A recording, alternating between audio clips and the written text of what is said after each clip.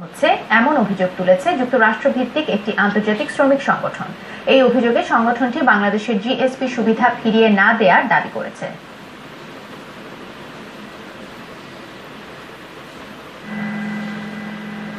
যুক্তরাষ্ট্রের বাজারে জিএসপি ফিরে পেতে বাংলাদেশের শ্রমিকদের কর্মপরিবেশ উন্নয়ন, শিল্প এলাকায় ট্রেড ইউনিয়ন গঠনের সুযোগ সহ 16টি শর্ত পূরণ করতে বলা হয়েছে। বাংলাদেশের পক্ষ থেকে এসব শর্ত পূরণ করে জিএসপি ফিরে পেতে চলছে উচ্চ পর্যায়ের আলোচনা।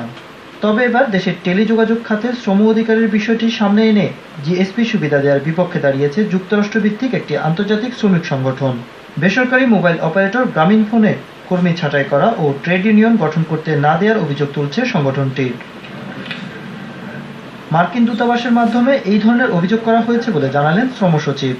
গ্রামীণফোনে ট্রেড ইউনিয়নের রিলেটেড প্রবলেম আছে, বিভিন্ন কলকারখানায় আমাদের শ্রমিকরা অপদস্থ হচ্ছে বা মালিক কর্তৃক নির্যাতিত হচ্ছে।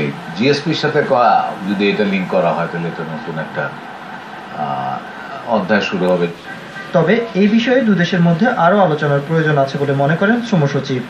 ইউএস এমবাসি ওইটা রেফার করছে বিভিন্ন চিঠি, ওই যে জিএসপি রিলেটেড অনেক ইস্যু, কিন্তু আমাদের মূলত আমরা আলাপ আলোচনা করতেছি 16টা ইস্যু।